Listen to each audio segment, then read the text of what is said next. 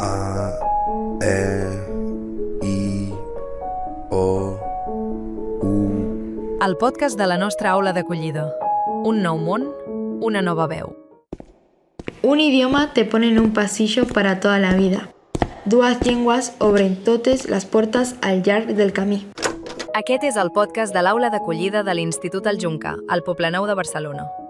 Avui us presentem algunes de les nouvingudes que acaben d'arribar a Catalunya. Per un dia s'han convertit en reporteres i volen compartir amb nosaltres les seves primeres impressions, les seves experiències i també els dubtes que els han sorgit en descobrir aquest nou lloc que ara comencen a conèixer. Així que poseu-vos còmodes i prepareu-vos per escoltar històries properes, divertides i plenes de curiositat. Comencem! Jo sóc la Brenda, tinc 15 anys i sóc de Buenos Aires, Argentina. Fa 5 mesos que em vaig mudar a Barcelona amb la meva família. Estic a quart de l'ESO a l'Institut del Juncar, on a poc ja em sento más integrada. Pero sí, el que más me va a sorprender cuando vaig arribar va a ser una tradición de Nadal, que aquí es pren molt de debò, el cagatío. Jo pensava que m'estaven fent broma, com quan els meus amics a l'Argentina em diuen que si menjava una llavor de síndria em creixeria una planta en la panxa, però no era real. Resulta que aquí agafen un tronc de fusta, hipocenuls, una barretina, una manta. Els disfracen de Papa Noel i també cada dia li has de donar menjar, és a dir, ara resulta que un tronc tindrà millor dieta que jo. Y es claro, el mejor es el final. El día de Nadal, el tío caga regals. Cuando me va a explicar, vaya a pensar: ah, boníssim, un tronc màgic que menja mandarines. I després treu regals. Perfecte, me apunto. A Argentina això seria un meme instantani.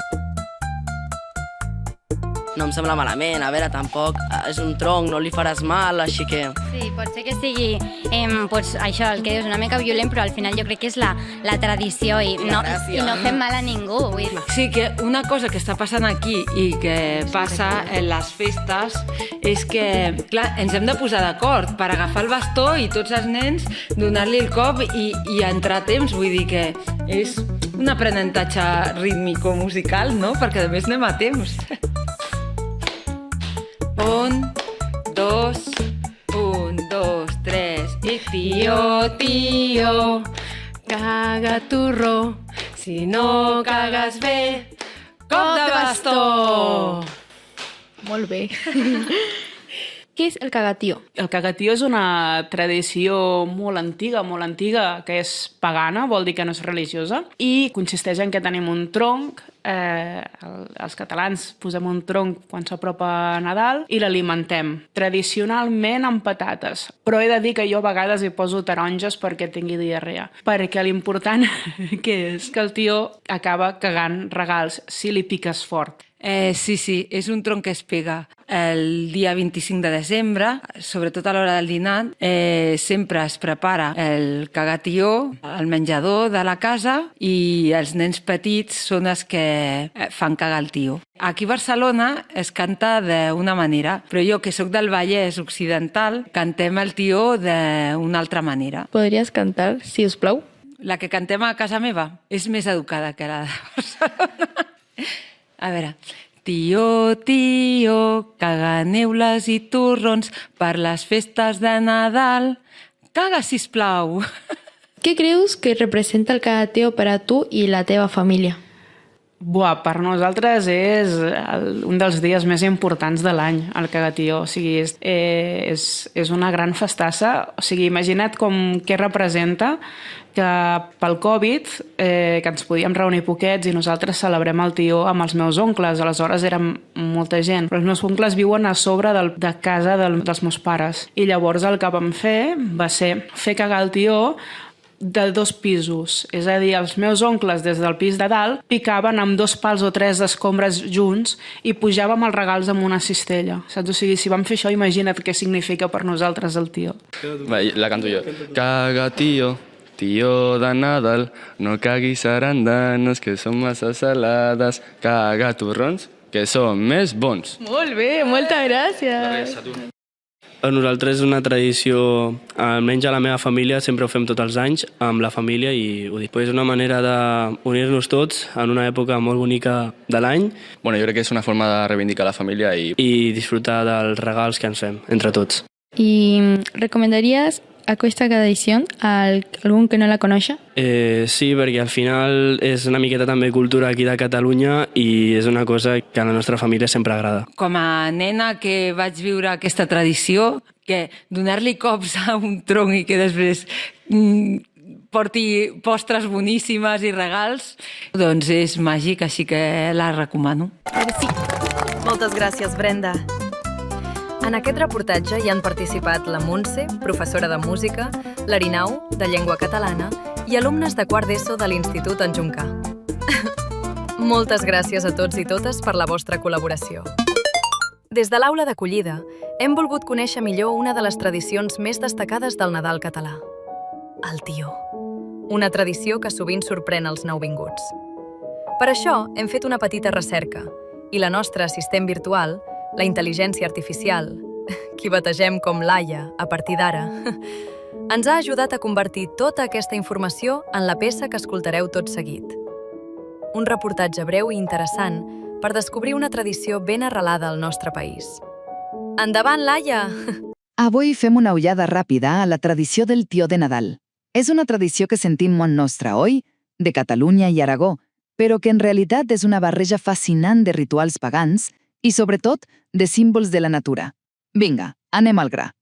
Primer de tot i que és una tradició centenària molt arrelada al món rural, la idea de cremar un tronc per Nadal per protegir la casa, doncs ja existia a França al segle XVIII. Tot estava lligat al solstici d'hivern i al cicle natural.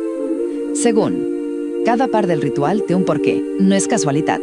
Això d'alimentar el tió, per exemple, ve d'antics rituals de fertilitat per demanar bones collites. I allò de donar-li cops de bastó. Tranquils, no és cap crueltat. És un gest simbòlic per, diguem-ne, despertar la força de la natura durant l'hivern. Per això, els regals que caga representen la generositat de la terra. I finalment, que sapigueu que la tradició ha anat canviant. Al principi, el tronc simplement es cremava a la llar de foc per donar escalfor, i ja està. Amb el temps, s'hi van anar barrejant elements pagans amb cristians, i d'aquí surten coses com la barretina o que ho celebrem just per la nit de Nadal. En definitiva, el tió és un antic ritual de fertilitat que ha evolucionat fins a ser una de les festes familiars més estimades del Nadal a casa nostra. Caram, Laia! Que interessant! I quines ganes d'estar a prop d'una llar de foc que em venen ara mateix. A continuació, volem que escolteu un dels temacles que des de l'aula d'acollida us hem preparat, amb una lletra i uns ritmes especialment pensats perquè els disfruteu. Què seria el món sense la música? Que entri AEYO, Stories from Barcelona, cantat en anglès, amb un missatge molt especial. Parla de com les paraules i els sons ens connecten, com les veus que arriben de llocs diferents poden crear un únic cor compartit. I atenció a l'estrofa central. Sons que trenquen murs, riures en català, tots junts en una mateixa veu. A-E-I-O-U. Una manera divertida i emocionant de descobrir com la música i les llengües poden unir-nos.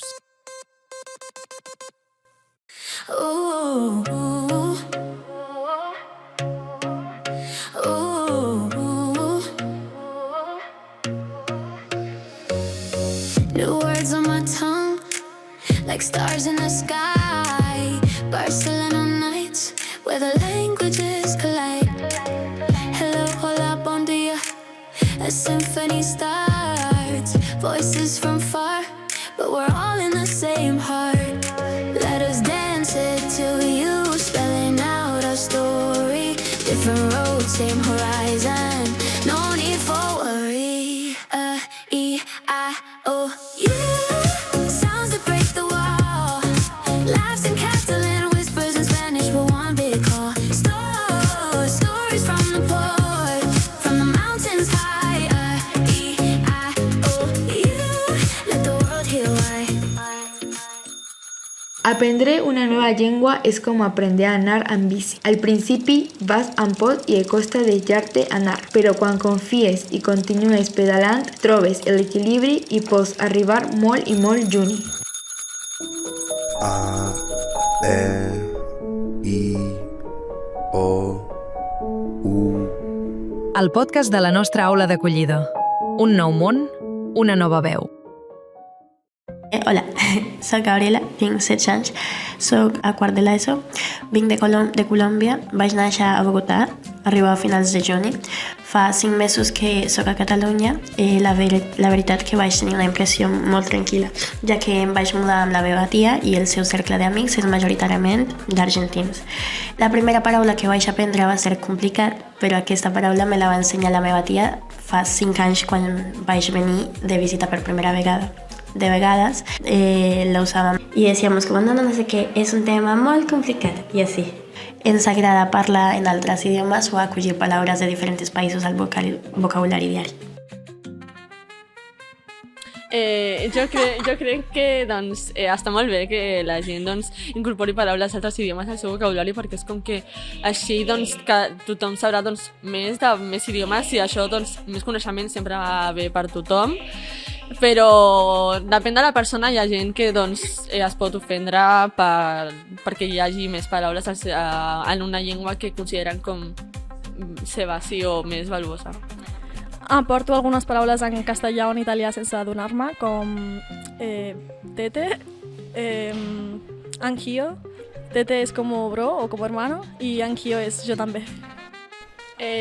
Jo dic molt tia del castellà i de l'anglès dic molt bro o broski.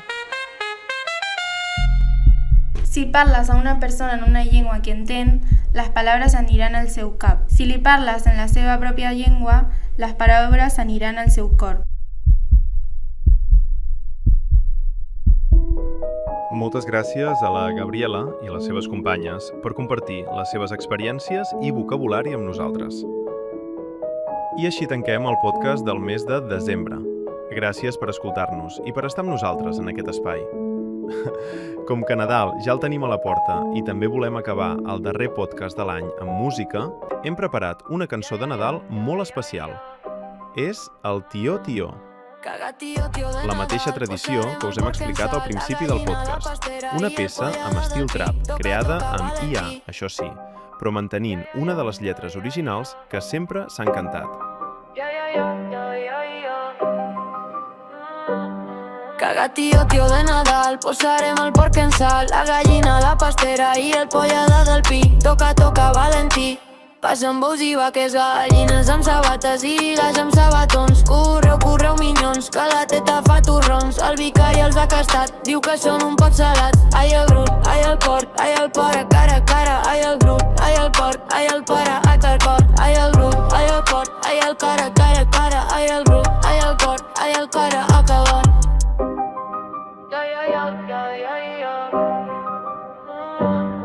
Parlar una nova llengua perquè el món siga un nou món. A, E, I, O, U. El podcast de la nostra aula d'acollida. Un nou món, una nova veu.